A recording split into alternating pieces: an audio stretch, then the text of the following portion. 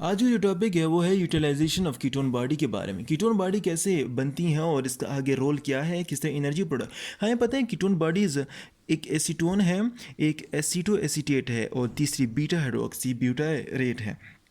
हम लेते हैं एग्जांपल बीटा हाइड्रोक्सी ब्यूटारेट की। और beta hydroxy butyrate in the presence of एक एंजाइम है, उसका नाम है बीटा हाइड्रोक्सी ब्यूटारेट डीहाइड्रोजिनेज की मदद से ये कन्वर्ट हो जाते हैं। बीटा हाइड्रोक्सी ब्यूटारेट कन्वर्ट होते हैं एसीटो एसीटेट में, और ये एसीटो एसीटेट में कन्वर्ट होने के बाद ही ये in the presence of next enzyme दूसरा है थायोफेरेज की मदद से ये कन्वर्ट हो जाता है एसीटो एसिटाइल को ए में, और ये एसीटो एसिटाइल को ए फिर further in the presence of third enzyme जिसका नाम है थायोलेज, उसके ज़रिए से कन्वर्ट हो जाता है 2 एसिटाइल को ए, 2 एसिटाइल के मालिक्यूल में कन्वर्ट हो जाता है। अभी यहाँ पर बीटा हाइड्रोक्सी ब्यूटारेट डीहाइड्रोजिनेज की मदद से एसीटो एसीटेट में कन्वर्ट हो रहा था, लेकिन इसके साथ एक NADH बन जाता है और ये NADH through electron transport chain के ज़रिए से 2.5 ATP देगा। इस स्टेप में सुसिनेल को ए, नेक्स्ट स्टेप में सुसिनेट बनेगा और यहाँ पर 2 एसिटाइल को ए बन जाए। तो बीटा हाइड्रोक्सी ब्यूटारेट से क्या क्या बना है, एक NADH बना है और 2 एसिटाइल को ए बने। तो अगर हम इसकी ATP की बात करें तो 1 एसिटाइल को ए हमें बताता है कि क्रेब्स साइकिल से 10 ATP देता है। 2 कितनी देगा, 20 ATP। तो 20 ATP ये हुए और 2.5 NADH वाले हुए, तो इसे देता है 22.5।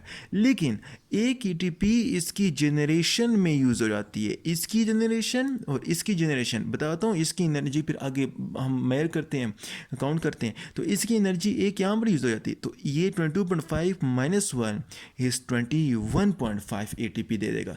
तो अगर आपसे किसी ने पूछा कि बीटा हाइड्रोक्सी ब्यूटारेट कितनी नेट एनर्जी देता है, इट गिव्स 21.5। किस तरह, 2.5 ये हो गए, 2 एसिटाइल को ए ये हो गए, 10 दूने 20 एंड 2.5 22.5 -1 क्यों, ताकि जो इसकी जनरेशन में यूज़ हुई थी वो -1 और इससे आते 21.5।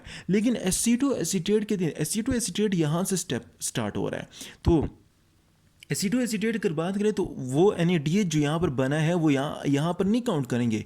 तो क्या करेंगे, एक NADH भी निकल जाएगा, एक अपनी जनरेशन वाली 1 ATP वहाँ से निकल जाएगी। तो इसकी अगर हम ATP की बात करें, 2 एसिटाइल को ए, 10 दूनी 20 बन गई, और उससे एक NADH निकाला -2.5, इससे क्या बना 20 ATP, और फिर आपने इससे एक और ATP निकाल दी जिससे हमारे पास 19 ATP बन जाती है। तो ये सारी ATP अगर आपसे किसी ने पूछा कि एसीटो एसीटेट से नेट ATP कितनी बनती, इट्स गिव 19 ATP, जबकि बीटा हाइड्रोक्सी ब्यूटारेट कितनी देता है 21.5 ATP दे देता है। अच्छा, ये तो सारी यूटिलाइजेशन ऑफ कीटोन बॉडी है। लेकिन हमें पता है अगर हम इसकी कॉन्सेंट्रेशन की बात करें, कीटोन बॉडी की कॉन्सेंट्रेशन की, कि इसकी कॉन्सेंट्रेशन कितनी है, इनकी concentration normally inside the blood, inside the plasma 1 milligram पर DL है, जो कि सो लेस है और अनडिटेक्टेबल है। लेकिन डिफरेंट कंडीशन में, लाइक डायबिटिक कंडीशन में, जब इंसान को डायबिटीज़ हो या पर्सन प्रोलॉन्ग्ड स्टारवेशन की कंडीशन में हो, जब एक इंसान ज़्यादा भूखा प्यासा हो, तो उसमें कीटोन बॉडीज़ की कॉन्सेंट्रेशन थ्रू द लंग्स कितनी होती है, 500 मिलीग्राम पर DL, और थ्रू यूरिन 1000 मिलीग्राम पर DL सिक्रीशन होती है।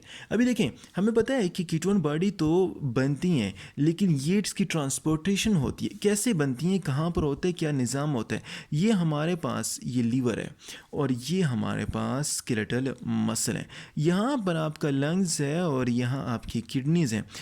लीवर में क्या होता है, लीवर में आपके पास बीटा हाइड्रोक्सी ब्यूटारेट बन गया है, सही है। ये बीटा हाइड्रोक्सी ब्यूटारेट जो है ये बीटा हाइड्रोक्सी ब्यूटारेट याद रहे कि ये यूटिलाइज नहीं होता। Beta hydroxy butyrate beta hydroxy butyrate can't be utilise inside the liver. क्यों, ये लीवर में यूटिलाइज़ क्यों नहीं होता, ये लीवर में यूटिलाइज़ इसलिए नहीं होता क्योंकि लीवर में एक एंजाइम है, वो कम है। कौन सा एंजाइम कम है? लीवर में एक एंजाइम थायोफरेज जो एंजाइम है ये लीवर में नहीं है। जब थायोफरेज एंजाइम नहीं है तो एसीटोएसीटेट क्या नहीं होगा, कन्वर्ट नहीं होगा एसीटोएसिटाइल कोए में, तो इस तरह इसकी ब्रेक डाउन नहीं होगी, इसकी यूटिलाइजेशन आगे नहीं हो सकती। तो मीन्स लीवर में एंजाइम नहीं है तो इसकी ब्रेक डाउन नहीं है, इसकी ब्रेक डाउन नहीं है, इसकी यूटिलाइजेशन नहीं है, तो ये ट्रांसपोर्ट हो जाएगा एक्स्ट्रा हेपेटिक टिश्यू में।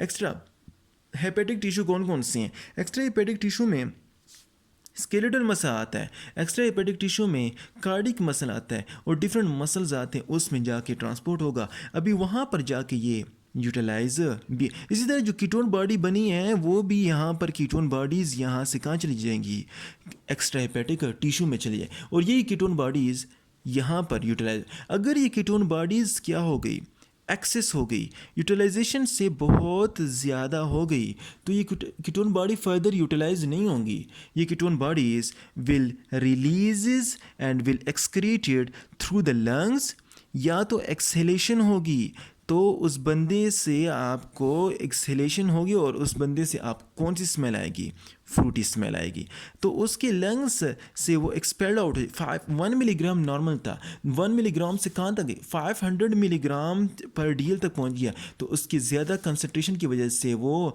फ्रूटी स्मेल उसकी रिस्पायरेशन से होगी, और कुछ इसकी किडनी तक पहुंच जाएंगी। जब किडनी से कीटोन बॉडीज रिलीज होंगी, नॉर्मल कितनी थी, 1 थी, 1 से कन्वर्ट हो जाएगी 1000 मिलीग्राम पर डीएल तक पहुंच जाएंगी, और वो 1000 तक पहुंचने के बाद डायबिटिक पेशेंट में और प्रोलॉन्ग स्टार्वेशन में ये वहाँ से किडनी के थ्रू क्या होंगी, यूरिन में एक्सक्रीट हो जाएंगी।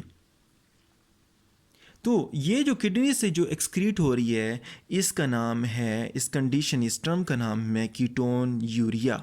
मींस जो यूरिया में कीटोन एक्सक्रीट हो रहा है, और अगर ब्लड में इसकी कंसंट्रेशन इंक्रीज हो रही है तो उस कंडीशन का नाम है कीटोनेमिया।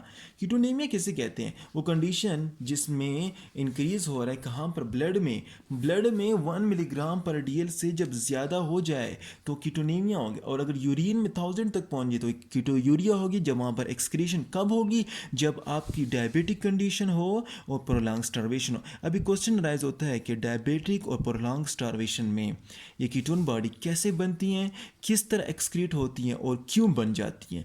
क्वेश्चन है वाई ये प्रोलॉन्ग स्टार्वेशन में और डायबिटिक कंडीशन में क्यों बन जाती है, इनका रोल क्या है। तो अगर हम इसके बारे में बात करें कि डायबिटिक कंडीशन में क्या होता है, डायबिटिक कंडीशन में और साथ साथ प्रोलॉन्ग स्टार्वेशन में, अगर एक बंदा कई दिनों तक भूखा है तो उसमें क्या होगा, जब एक पर्सन भूखा है तो उसमें ग्लूकोज की कमी है, ग्लूकोज उसमें कम हुआ, जब ग्लूकोज कम हुआ तो ग्लूकोज की ब्रेक डाउन कम हुई, जब ग्लूकोज की ब्रेक डाउन कम हुई तो फिर एनर्जी यूज़ करना है कहाँ से, लिपिड से। जो ही ग्लूकोज कम होगा तो लिपिड्स की ब्रेक डाउन क्या होगी, इट्स इंक्रीजेस, ये हमारे पास ज़्यादा हो जाएगी। जब लिपिड की ब्रेक डाउन ज़्यादा होगी तो हमारे पास एसिटाइल ग्रुप ज़्यादा बनेंगे, एसिटाइल ग्रुप ज़्यादा बनेंगे तो हमारे पास कीटोन बॉडीज़ ज़्यादा बनेंगी। जो ये कीटोन बॉडीज़ ज़्यादा बनेंगे तो या तो आपके लंग्स से एक्सक्रीट होगा, या तो आपकी यूरिन से एक्सक्रीट होगा, या तो कीटोनूरिया काज करेगा, या तो कीटोनेमिया काज करेगा। तो प्रोलॉन्ग में क्या होता है, ग्लूकोज कम, ब्रेक डाउन कम, लिपिड्स की यूटिलाइजेशन ज़्यादा, एसिटाइल ग्रुप ज़्यादा, कीटोन बॉडी ज़्यादा। जो ही कीटोन बॉडी ज़्यादा, कीटोनेमिया एंड कीटोन्यूरिया। डायबिटीज़ में क्या होता है, डायबिटीज़ में एक रेशो है उसका नाम है ग्लूकागॉन टू इंसुलिन रेशो। इन दोनों का रेशो डायबिटिक पेशेंट में ज़्यादा हो जाता है। जब ग्लूकागॉन और का कैसे ज़्यादा, इंसुलिन कम हो जाता है। इंसुलिन जब कम पड़ जाता है डायबिटिक पेशेंट में तो ग्लूकागॉन का रेशो ज़्यादा पड़ जाता है, तो उसमें इंसुलिन कम होने की वजह से ग्लूकोज की यूटिलाइजेशन नहीं होती। ग्लूकोज की यूटिलाइजेशन नहीं होती तो लिपिड की यूटिलाइजेशन होगी। सेम प्रोसीजर है, लिपिड की यूटिलाइजेशन ज़्यादा होगी। जब लिपिड की यूटिलाइजेशन ज़्यादा होगी, ब्रेक डाउन ज़्यादा होगी, स्टाइल ग्रुप ज़्यादा होगा, कीटोन बॉडी ज़्यादा होगी और वो बंदा फ्रूटी स्मेल, कीटोनीमिया और कीटोयूरिया के साथ आएगा। तो this is the two terminology जिसमें हमारे पास क्या होता है कि कीटोन बॉडी ज़्यादा बनती हैं और ज़्यादा यूज़ होती हैं और वो फिर आगे एनर्जी प्रोडक्शन के लिए भी यूज़ होती हैं और वो फिर एनर्जी प्रोडक्शन के साथ साथ हमारी बॉडी पे डिफरेंट इफ़ेक्ट भी खास करती हैं। अगर ये डायबिटिक पेशेंट में कीटोन बॉडीज़ ज़्यादा हो गई, हमें पता है कीटोन बॉडीज़ कौन कौन से मसल, जितने भी एक्स्ट्रा हेपेटिक टिश्यू हैं हमारे पास, एक्स्ट्रा हेपेटिक टिश्यू में क्या क्या आता है। एक्स्ट्रा हेपेटिक टिश्यू लीवर से आगे, क्योंकि एक्स्ट्रा हेपेटिक विदाउट लीवर, क्योंकि लीवर में थायरोइड नहीं है। एक्स्ट्रा हेपेटिक टिश्यू जितने भी हैं इसमें कार्डिक मसल आता है, इसमें हमारे पास स्केलेटल मसल आते हैं। इनके अंदर एक्स्ट्रा हेपेटिक टिश्यू में इसकी यूटिलाइजेशन हो सकती है और लेकिन ये याद रखिए किसकी वजह से यूटिलाइजेशन, एक ऑर्गेनेलिज है उसका नाम है माइटोकॉन्ड्रिया। माइटोकॉन्ड्रिया के थ्रू ये यूटिलाइजेशन हो सकती है। लेकिन एक ये पॉइंट याद रखें कि किडनी कीटोन बॉडी की यूटिलाइजेशन इरिथ्रोसाइट में नहीं हो सकती। क्यों?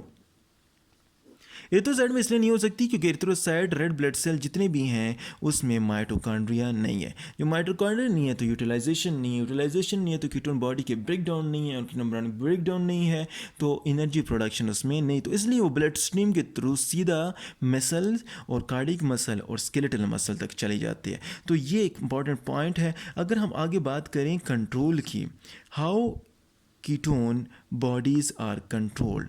देखें हमें पता है कीटोन बॉडीज़ बनती हैं किस तरह बनते हैं। देखिए इसके बनने की बात कुछ इस तरह है कि अलाकानो पेजे का न पेजे, तो ये पॉइंट इसका मेन मकसद ये है कि कीटोन बॉडी में ग्लूकागॉन एंड इंसुलिन की रेशो ज़्यादा हो जाती है। जब इसकी रेशो ज़्यादा हो जाए, ये हार्मोनल कंट्रोल है। हार्मोनल कंट्रोल में ये है कि ग्लूकागॉन और इंसुलिन की रेशो ज़्यादा होगी। जब रेशो ज़्यादा होगी तो कीटोन बॉडी ज़्यादा। तो आपने पेशेंट में क्या करना है, डायबिटिक पेशेंट है तो डायरेक्टली इंसुलिन एडमिनिस्ट्रेशन करना है।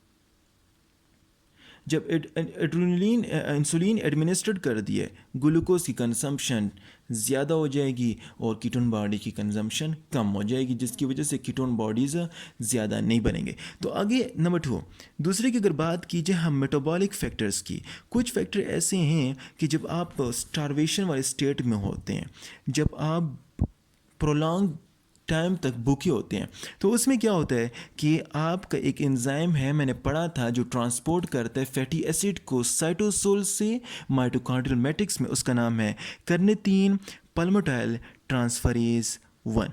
कार्निटीन पैल्मिटाइल ट्रांसफरेज 1 स्टारवेशन में क्या हो जाता है, ज़्यादा हो जाता है, इसकी एक्टिविटी हाई हो जाती है। जब इसकी एक्टिविटी हाई हो जाती है तो फैटी एसिड की ट्रांसपोर्टेशन ज़्यादा होती है। जब फैटी एसिड की ट्रांसपोर्टेशन ज़्यादा होती है तो इसकी मेटाबॉलिज्म ज़्यादा होगी, मेटाबॉलिज्म ज़्यादा होगी तो फिर तो हमने क्या करना है, इस एंजाइम को कंट्रोल करना है। एंजाइम को याद रहे कि इस एंजाइम को कंट्रोल करना, इसके लिए आप इनहिबिटर्स देंगे। नंबर 3 क्रिब साइकिल में बता चुका हूँ कि क्रिब साइकिल में हमारे पास एसिटाइल को ए बनता है। एसिटाइल को ए जब ग्लूकोज से बने, अमाइनो एसिड से बने और साथ साथ फैटी एसिड से भी बने एसिटाइल को ए, तो फिर एसिटाइल को ए फर्दर क्रिब्स साइकिल को एंटर नहीं होता। देखिए ग्लूकोज से एसिटाइल को ए बनता है, अमाइनो एसिड से बनता है तो क्रिब्स साइकिल में पहुंच जाता है। लेकिन जब एसिटाइल को ए ज़्यादा हो गया, एसिटाइल को ए बढ़ गया तो ऑक्सीलो एसीटेट कम पड़ जाएगा। ऑक्सीलो एसीटेट की कंसंट्रेशन कम हो जाएगी, ऑक्सीलो एसीटेट की ज़्यादा हो जाएगी, तो इसकी ज़्यादा होने की वजह से कीटोन बॉडी की फॉर्मेशन भी स्टार्ट हो जाएगी।